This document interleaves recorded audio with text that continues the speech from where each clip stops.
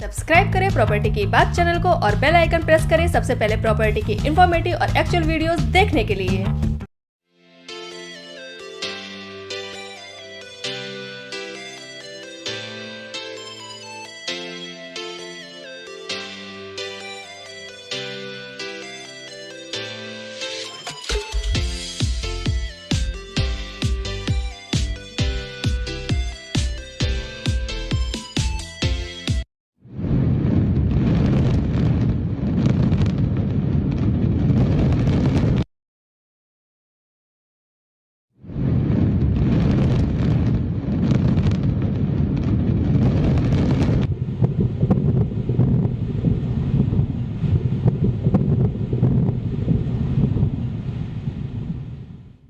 आज के टाइम में आपको रियल एस्टेट सेक्टर की जो स्थिति दिखती है, जो लगता है कि काफ़ी हद तक व्यवस्थित इंडस्ट्री है, पर यह स्थिति आज से कुछ साल पहले तक नहीं थी। बिल्कुल ही अंधेर गर्दी थी। आज के समय में रेरा की वजह से किसी भी प्रोजेक्ट और बिल्डर से रिलेटेड कोई भी डॉक्यूमेंट आप आसानी से वेरीफाई करा सकते हैं, पर सन 2016 से पहले बिल्डर ब्रोशर को छोड़ के कोई भी डॉक्यूमेंट्स दिखाते ही नहीं थे। मतलब खुलेआम चोरी होती थी। करीब 1000 करोड़ आज की मार्केट वैल्यू वाला प्रोजेक्ट, जिसमें 915 फ्लैट और 21 दुकानें बनाने में सुपरटेक को करीब 200 करोड़ रुपए लगाने पड़े थे, जो आज 17.5 करोड़ रुपए लगा के 3700 किलो विस्फोटक से ध्वस्त। नमस्कार, मैं सत्येंद्र कुमार और आप देखना आरंभ कर चुके हैं प्रॉपर्टी की बात।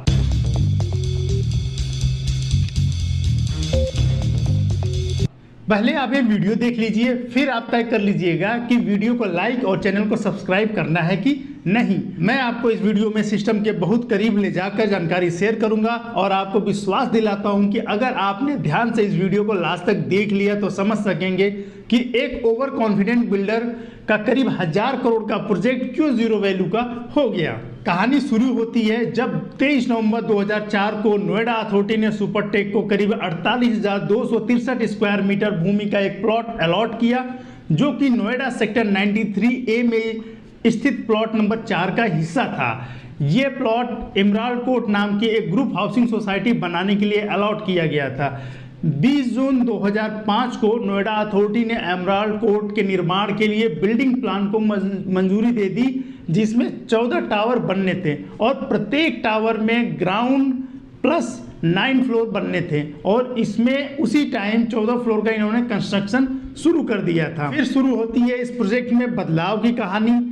इस प्रोजेक्ट में पहला जो बदलाव किया गया, इसके जो मास्टर प्लान में बदलाव किया गया, उसकी शुरुआत हुई थी 21 जून 2006 को, जब नोएडा अथॉरिटी ने करीब 6556 स्क्वायर मीटर की जमीन सुपरटेक को सप्लीमेंट्री लीज डीड के थ्रू और अलॉट किया।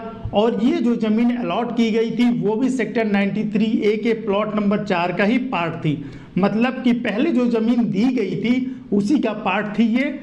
इस तरह से इमराल्ड कोर्ट का जो टोटल जो लैंड हो गया था वो करीब 54,819 स्क्वायर मीटर हो गया था।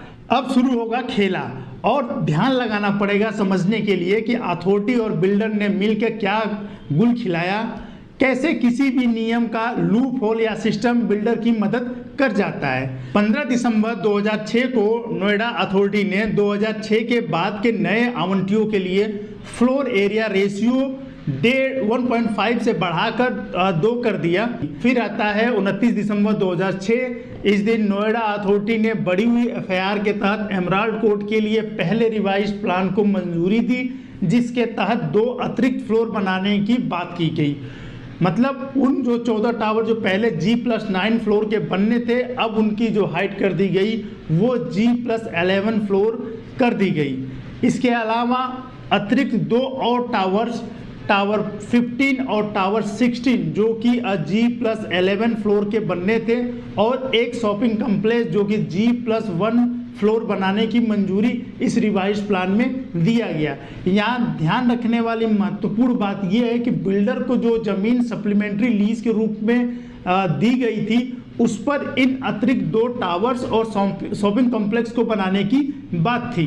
पर जब बिल्डर ने खरीदारों को पहले के टावर्स में फ्लैट बेचे थे तो केवल एक छोटी सी बिल्डिंग उस जमीन पर दिखाया गया था, जो जमीन बाद में सप्लीमेंट्री लीज के थ्रू बिल्डर को अलॉट हुई थी। और टावर 1 के सामने वो पूरा जो एरिया इन्होंने ग्रीन बेल्ट दिखाया था।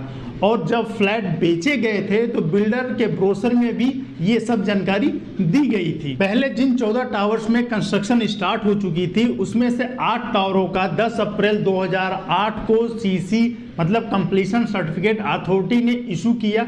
इसके बाद बिल्डर्स ने उन टावर्स के फ्लैट्स मालिकों को पोजीशन दिया। महत्वपूर्ण बात यह है कि सीसी कंप्लीशन सर्टिफिकेट के साथ जो मैप अटैच था वो उसमें भी T1 टावर के सामने ग्रीन एरिया दिखाया गया था, जहां बाद में टावर 16 और टावर 17 बना दिया गया, जिसको तोड़ा गया है। बात यही नहीं खत्म होती है, बिल्डर ने फिर से अपने प्रोजेक्ट एमराल्ड कोर्ट का जो नक्शा था, जो मैप था, उसको फिर से रिवाइज किया, उसको फिर से बदला गया।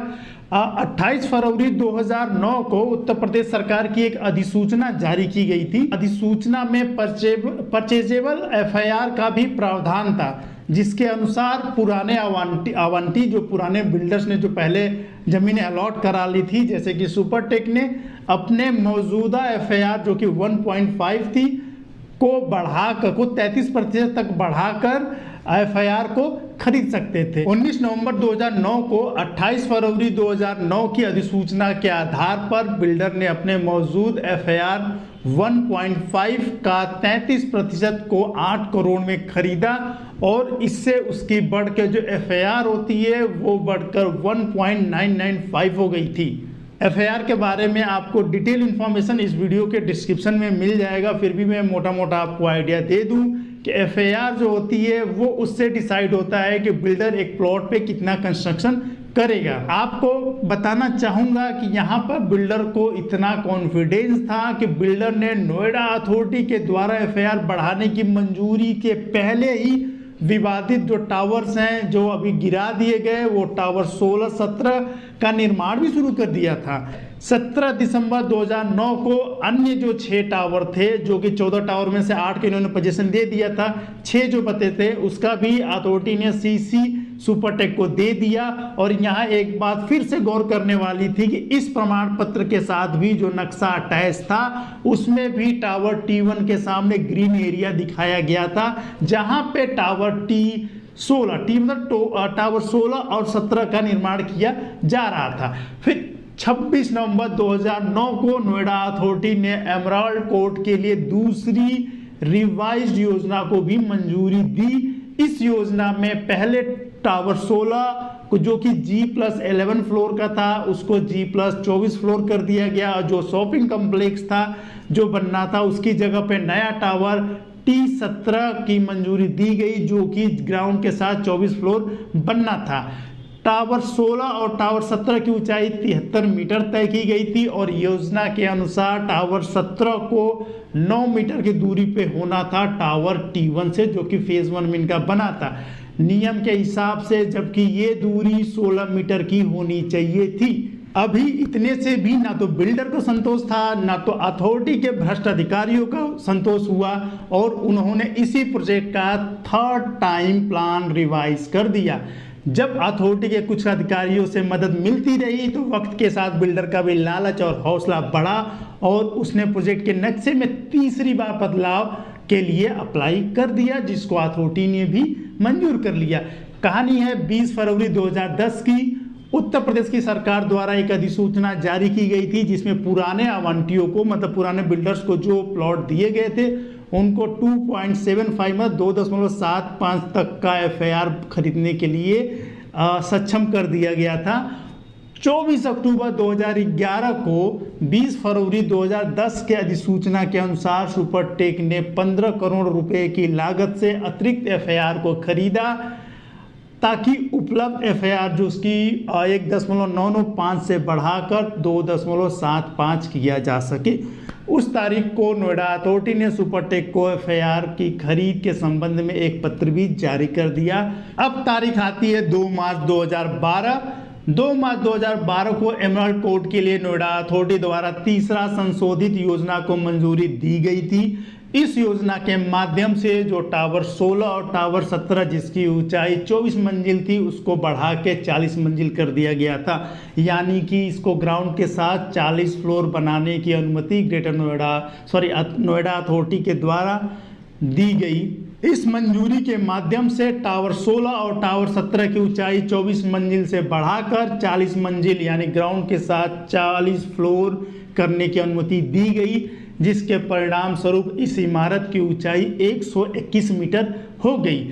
अब तक सुपरटेक के खरीदारों का सब्र का बांध टूट चुका था। आरडब्ल्यूए ने बिल्डर से बात करके नक्शा दिखाने की मांग की, लेकिन बायर्स के मांगने के बावजूद बिल्डर ने लोगों को नक्शा नहीं दिखाया। इसके बाद आरडब्ल्यूए ने नोएडा अथॉरिटी में नक्शा देने के लिए मांग की, यहाँ भी खरीदारों को कोई मदद नहीं मिली। बिल्डिंग बायलॉज के मुताबिक किसी भी निर्माण की जगह पर नक्शा लगा होना अनिवार्य है। इसके बावजूद बायर्स को प्रोजेक्ट का नक्शा नहीं दिखाया गया। बायर्स का विरोध बढ़ने के बाद सुपरटेक ने इसको अलग प्रोजेक्ट बताया था। 28 जून 2012 को एमराल्ड कोर्ट के पुराने टावर्स के रहने वाले आरडब्ल्यूए वालों ने सुपरटेक द्वारा किए जाने वाले उल्लंघन और गलत बयानी की शिकायत करते हुए नोएडा अथॉरिटी को एक कंप्लेन दी और 2 नए टावरों T16 और T17 के लेआउट योजना को रद्द करने की भी मांग की। एमराल्ड कोर्ट के रेजिडेंट आरडब्ल्यूए ने साल 2010 में इसके खिलाफ कोर्ट में एक याचिका दायर की थी। मामले में किसी भी तरह की कार्रवाई न होने से लोगों ने 10 दिसंबर 2012 को इलाहाबाद हाई कोर्ट में इन दोनों टावर को कैंसिल करने की रिट डाली और कंसर्न अथॉरिटी को किसी भी तरह की एनओसी न जारी करने के लिए निर्देशित करने के लिए आग्रह किया। इसके बाद करीब 1.5 साल बाद हाई कोर्ट में मामले की सुनवाई चलती रही। फिर 11 अप्रैल 2014 को हाई कोर्ट ने विवादित टावर्स को ध्वस्त करने का आदेश दिया था। हाई कोर्ट के इस फैसले को सुपरटेक ने सुप्रीम कोर्ट में चुनौती दी। सुप्रीम कोर्ट में इस मामले की सुनवाई करीब 7 साल तक चलती रही। 31 अगस्त 2021 को सुप्रीम कोर्ट ने आरडब्ल्यूए रेजिडेंस के पक्ष में फैसला सुनाया। सुप्रीम कोर्ट ने अपने आदेश में कहा था कि 3 महीने के अंदर दोनों टावरों को ध्वस्त कर दिया जाए, लेकिन उस समय के अंदर इसे गिराया नहीं जा सका। इसके बाद इसकी तारीख 22 मई 2022 कर दिया गया, लेकिन तब भी तैयारी पूरी नहीं हो पाई थी। तो सुप्रीम कोर्ट ने इस मामले में टावर गिराने वाली कंपनी को 3 महीने का और समय दिया। इस समय फ्रेम के मुताबिक उन टावरों को 21 अगस्त 2022 को गिराया जाना था, लेकिन तब टावरों को गिराने वाली कंपनी एडिफिस इंजीनियर्स को एनओसी नहीं मिली थी। इसलिए 1 हफ्ते और बढ़ा दिया गया और 28 अगस्त 2022 को इन टावरों को गिरा दिया गया। सुप्रीम कोर्ट ने अपनी जांच में पाया कि इन ट्विन टावर्स के निर्माण के दौरान अग्नि सुरक्षा मानदंडों और खुले स्थान के मानदंडों का भी उल्लंघन किया गया था। ये भी कहा गया कि सुपरटेक ट्विन टावर्स जो टावर 16 और टावर 17 का जो निर्माण यूपी अपार्टमेंट एक्ट को नज़रअंदाज करके किया गया था। बिल्डर ने मूल योजना जो इनका शुरू में जो इनका मैप था उसमें बदलाव तो किया ही था, लेकिन बिल्डर ने मूल योजना के खरीदारों से सहमति भी नहीं ली थी। जांच में ये भी कहा गया कि सुपरटेक ने ग्रीन बेल्ट वाले इलाके में 2 बड़े टावर खड़े कर दिए। सुप्रीम कोर्ट का मानना था कि दरअसल ये ग्राहकों के साथ ठगी है जो ग्रीन बेल्ट देखकर फ्लैट खरीदने का मन बनाए थे। सुप्रीम कोर्ट के फैसले में बिल्डर को ये भी कहा गया कि ये 2 महीने के भीतर फ्लैट खरीदारों को 12% सालाना ब्याज के साथ सभी राशि वापस करे और टावर को गिराने में जो भी खर्च आएगा वो सुपरटेक को ही बियर करना होगा। इतना ही नहीं, सुप्रीम कोर्ट ने बिल्डर को कहा कि वो रेजिडेंट वेलफेयर एसोसिएशन जो आरडब्ल्यूए है उसको भी 2 करोड़ रुपए का भुगतान करे। लेकिन मार्च 2022 में national company law tribunal NCLT ने सुपरटेक कंपनी को दिवालिया घोषित कर दिया था। फिलहाल कंपनी पर करीब 1200 करोड़ रुपए का कर्ज है। मैंने यथासंभव जानकारी आपसे शेयर कर दी है। अब आप तय कीजिए कि क्या इस अवैध निर्माण का जिम्मेदार बस बिल्डर था?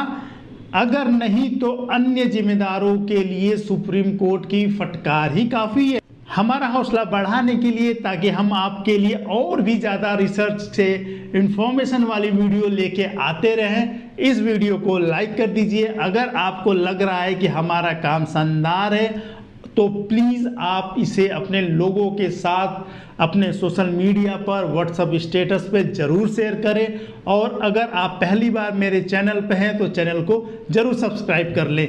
धन्यवाद।